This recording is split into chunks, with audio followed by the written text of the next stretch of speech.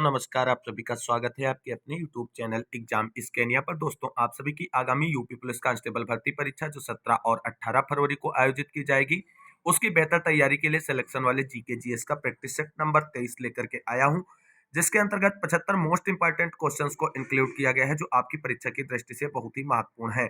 आप सभी से निवेदन है कि वीडियो को अंत तक देखें और प्लीज वीडियो को लाइक करें, दोस्तों में शेयर करें। जितने भाई बहन चैनल पे पहली बार विजिट कर रहे हैं और आगे की तैयारी को फ्री ऑफ कॉस्ट जारी रखना चाहते हैं, प्लीज चैनल को सब्सक्राइब करके बेल आइकन जरूर दबाएं। तो आइए साथियों, शुरू करते हैं उत्तर प्रदेश पुलिस कांस्टेबल भर्ती परीक्षा के लिए सिलेक्शन वाले जीके जीएस का प्रैक्टिस सेट नंबर 23 और देखते हैं आज के इस प्रैक्टिस सेट का पहला प्रश्न। पहला प्रश्न आप सभी के सामने है।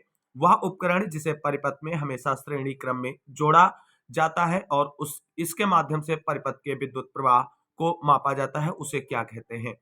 ऑप्शन ए विरूपण, जिसे डिस्टोरशन मीटर कहते हैं। Option B ammeter, option C anemometer और option D microwave power meter. Right answer होगा आप सभी के लिए ऑप्शन नंबर बी, उसे एमीटर कहते हैं। अगला प्रश्न है, द्रव या गैस में निलंबित छोटे कणों की टेढ़ी मेढ़ी यानी जिग जैग गतिविधि को क्या कहा जाता है? इस प्रश्न का राइट आंसर होगा ऑप्शन नंबर सी, ब्राउनी गति कहा जाता है। अगला प्रश्न है, प्राचीन समुद्री बंदरगाह मुजरिस किस भारतीय राज्य में स्थित था? आप बताइए इस प्रश्न का राइट आंसर क्या बनेगा? इस प्रश्न का राइट आंसर ऑप्शन ए बनेगा। प्राचीन बंदरगाह मुजरिस जो है वो केरल में स्थित था।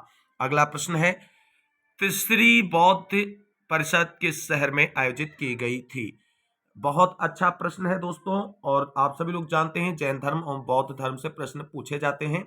इस प्रश्न का राइट आंसर होगा आप सभी के लिए ऑप्शन नंबर बी, पाटलिपुत्र में तृतीय बौद्ध संगीति आयोजित की गई थी। अगला प्रश्न है, ईरान से दिल्ली तक कलाकारों मीर सैयद अली और अब्दुल समद के साथ कौन सा मुगल शासक आया था?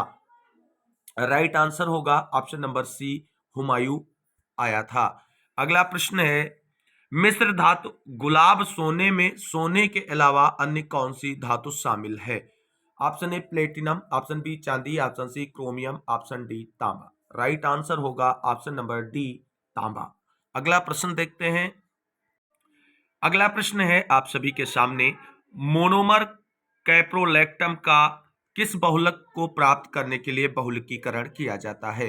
राइट आंसर होगा ऑप्शन नंबर बी, नायलॉन 6 का प्रयोग किया जाता है। अगला प्रश्न है, गैल्वेनाइजेशन का मतलब इस्पात को की पतली परत के साथ आवरण करना है। किसके साथ किया जाता है इसमें? तो राइट आंसर होगा आप सभी के लिए ऑप्शन नंबर बी, जस्ता।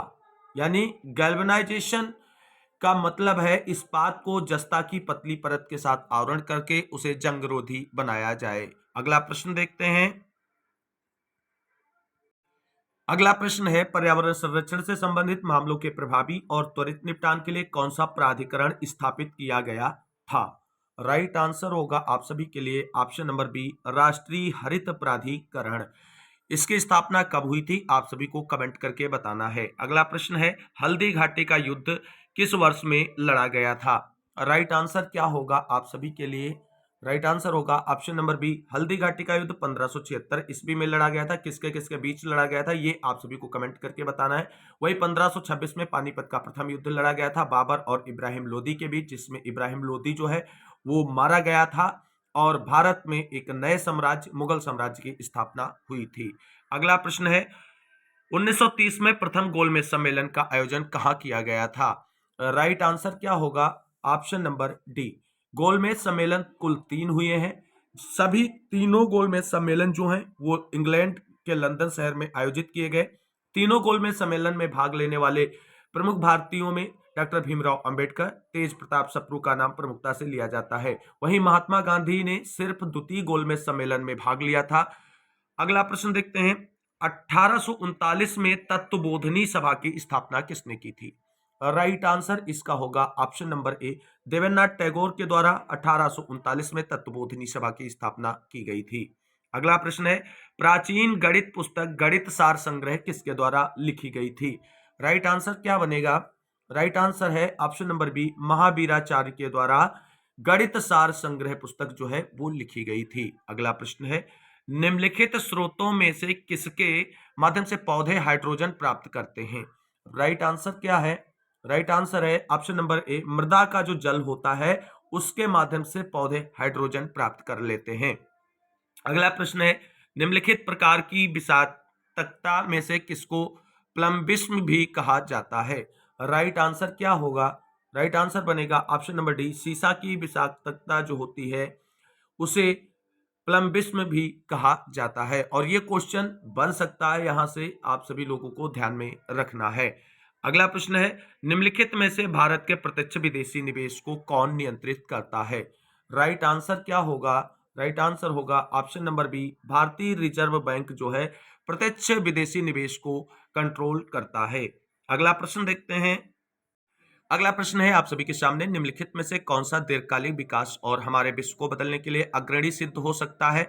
राइट आंसर बनेगा आप सभी के लिए ऑप्शन नंबर डी, औद्योगिकरण और आधारभूत संरचना संबंधी विकास। अगला प्रश्न है, जो ये रा दिया गया है ये किसका चिन्ह है? तो इसे तो आप सभी लोग जानते ही होंगे। ये right answer option number C बनेगा, भारतीय रुपए का चिन्ह है ये।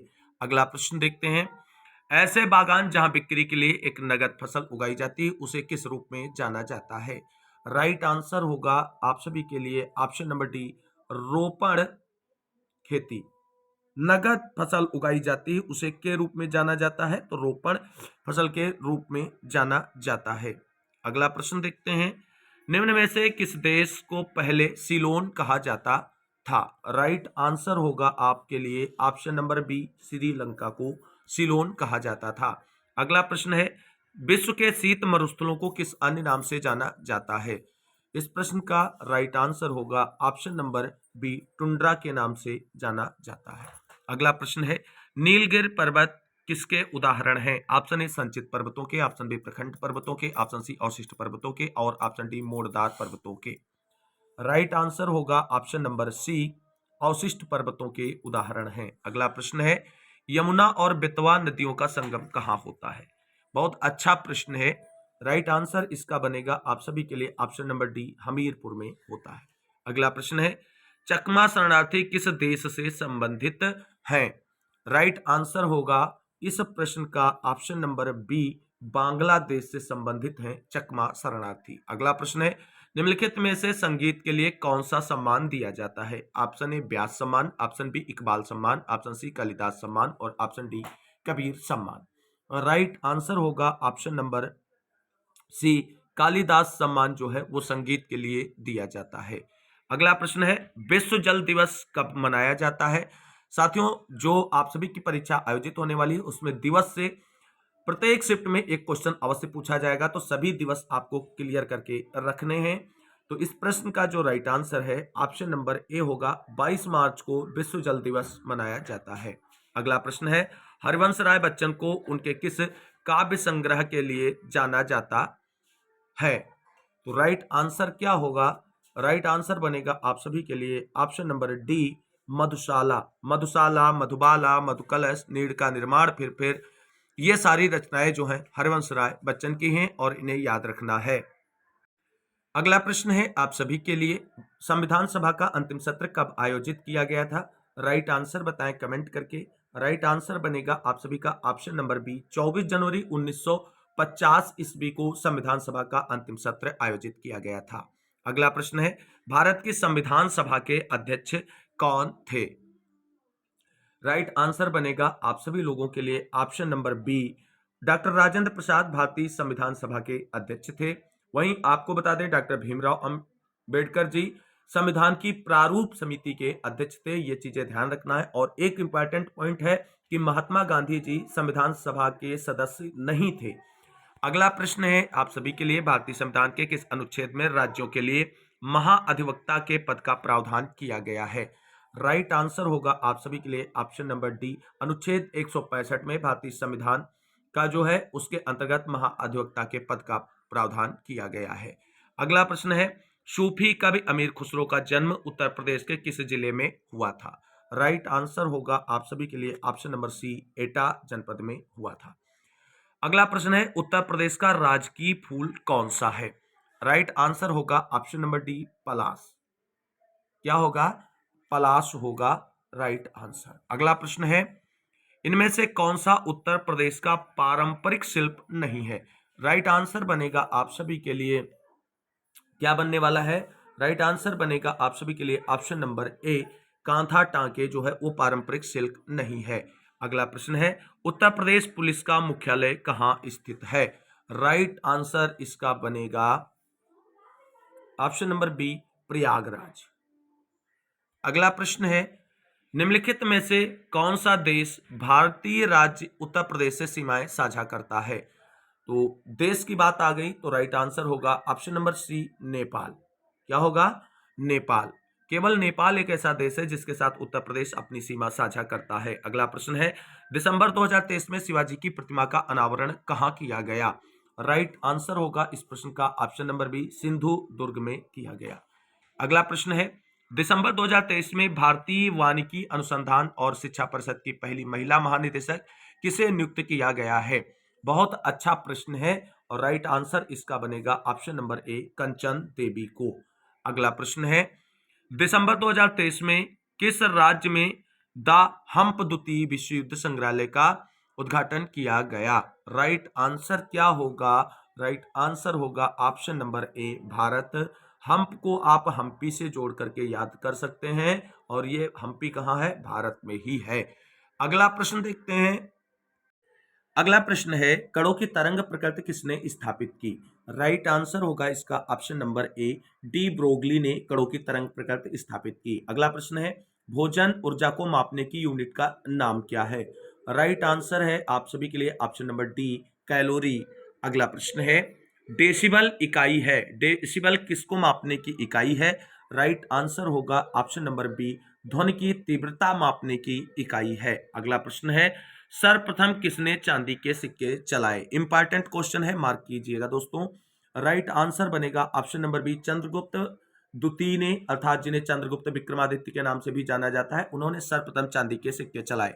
अगला प्रश्न है, किस सिख गुरु ने सिख विवाह समारोह की शुरुआत आनंद कारज के नाम से की थी? राइट आंसर होगा ऑप्शन नंबर बी, श्री गुरु अमरदास जी ने जो है आनंद कारज की शुरुआत की थी। अगला प्रश्न देखते हैं। अगला प्रश्न है आप सभी के लिए, रदरफोर्ड द्वारा किस प्रयोग के ने नाभिक के अस्तित्व को साबित कर दिया? राइट आंसर है option number D, gold file प्रयोग के द्वारा। अगला प्रश्न है, डैश डैश को छोड़कर निम्नलिखित सभी संघनन बहुलक हैं, तो कौन सा इसमें बहुलक नहीं है उसके बारे में बताना है। राइट आंसर है ऑप्शन नंबर बी, पॉलीप्रोपेलीन जो है वो बहुलक नहीं है। अगला प्रश्न है, किस वायुमंडलीय परत में ओजोन होती है जो हानिकारक पराबैंगनी किरणों को अवशोषित करती है? राइट आंसर होगा आप सभी का ऑप्शन नंबर बी, समताप मंडल में ओजोन परत होती है। अगला प्रश्न है, इन गुरु ने सिख समुदाय का एक अभिन्न अंग लंगर को बनाया, यानी लंगर व्यवस्था को किसने शुरू किया? यह प्रश्न पूछा गया है। राइट आंसर ऑप्शन बी होगा, गुरु अमरदास ने लंगर व्यवस्था शुरू की। अगला प्रश्न है, निम्नलिखित में से किस यूरोपीय शक्ति ने कृष्णा नदी के डेल्टा पर स्थित मत्स्य बंदरगाह शहर मसूलीपट्टनम में किला बनाया? राइट आंसर होगा आपके लिए ऑप्शन नंबर डी, डचों ने। अगला प्रश्न देखते हैं। अगला प्रश्न है आप सभी के लिए, इनमें से कौन सी रचना रविन्द्रनाथ टैगोर द्वारा संगीतबद्ध नहीं की गई है? राइट आंसर होगा आपका ऑप्शन नंबर डी, कदम कदम बढ़ाए जा रविन्द्रनाथ टैगोर की रचना नहीं है। अगला प्रश्न है, महाराष्ट्र के पोला त्योहार में किस जानवर की पूजा की जाती है? राइट आंसर है ऑप्शन नंबर बी, वृषभ की पूजा की जाती है। अगला प्रश्न है, मज्जा यानी कोलेजन के गठन में कौन सा विटामिन मदद करता है? राइट आंसर होगा आपका option number D, vitamin C मदद करता है। अगला प्रश्न है, अंडे की सफेदी में मौजूद प्रोटीन जो विटामिन B7 के अवशोषण को रोकता है वह दिए गए विकल्पों में से कौन सा है? राइट आंसर है आपका ऑप्शन नंबर ए, एल्ब्यूमिन है। अगला प्रश्न है, सितारा देवी का संबंध किससे है? राइट आंसर है इस प्रश्न का ऑप्शन नंबर ए, कथक से है। अगला प्रश्न है, मुद्रास्फीति एक संयोजन है वास्तविक सकल उत्पाद, जीडीपी और बढ़ता मूल्य स्तर का, यानी किसका संयोजन है मुद्रास्फीति? तो ये बताना है। राइट आंसर है ऑप्शन नंबर डी, घटता हुआ वास्तविक सकल उत्पाद का। अगला प्रश्न है, एमएस स्वामीनाथन को डैश डैश डैश के जनक के रूप में जाना जाता है? तो एमएस स्वामीनाथन को किसके क्षेत्र में योगदान के लिए जाना जाता है? राइट आंसर ऑप्शन ए होगा, भारत में हरित क्रांति के जनक के रूप में जाना जाता है। और इस बार यानी वर्ष 2024 का भारत का सर्वश्रेष्ठ पुरस्कार जो है Bharat Ratna O M S Swaminathan को दिया जाएगा। अगला प्रश्न है, निम्नलिखित में से कौन सी एक व्यापारिक फसल नहीं है? राइट आंसर होगा आपके लिए ऑप्शन नंबर सी, बाजरा जो है एक व्यापारिक फसल नहीं है। अगला प्रश्न है, बर्लिन किस देश की राजधानी है? ये आप सभी को बताना है। राइट आंसर होगा आपका ऑप्शन नंबर डी, जर्मनी की राजधानी है। और अगला प्रश्न है, फिजी द्वीप समूह किसका अंश है? इसका राइट आंसर आपके लिए ऑप्शन नंबर सी होगा, ऑस्ट्रेलिया का। अगला प्रश्न देखते हैं। अगला प्रश्न है, हिमालय का तीसरा सबसे बड़ा शिखर कौन सा है? राइट आंसर है option number D, mount Kanchenjunga Himalaya का तीसरा सबसे बड़ा शिखर है।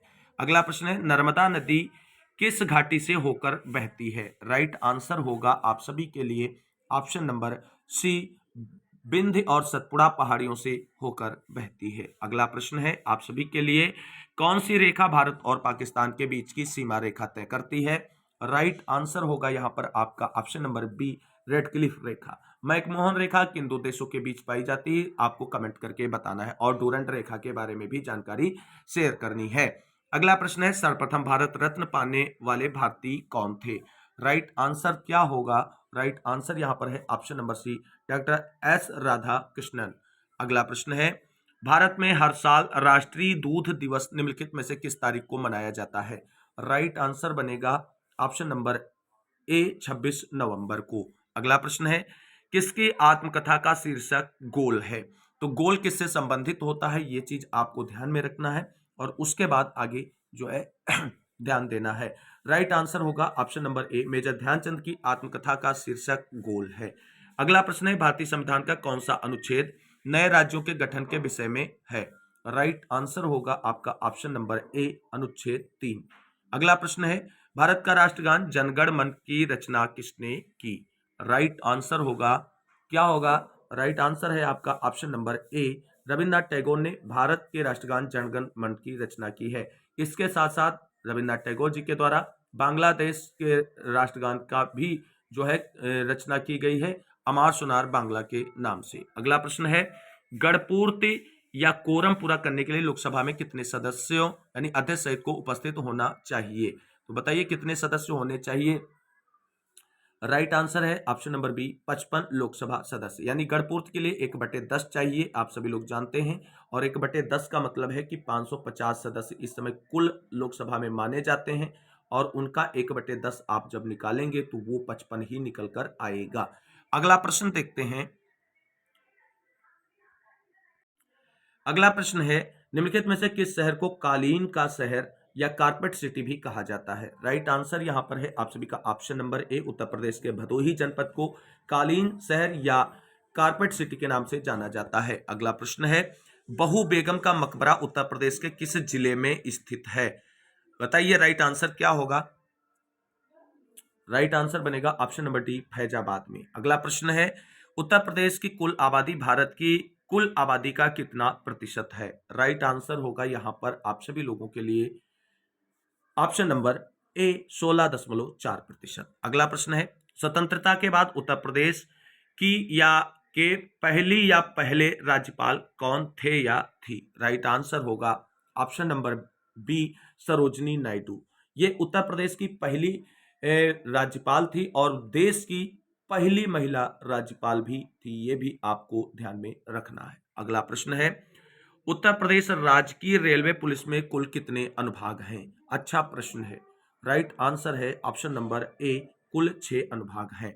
अगला प्रश्न है, एक रंग बिरंगा और मंत्रमुग्ध कर देने वाला मेला है जो प्रत्येक वर्ष उत्तर प्रदेश के मेरठ में होली के कुछ दिनों बाद मनाया जाता है, उस मेले का नाम क्या है? यहां पर यह पूछा गया है।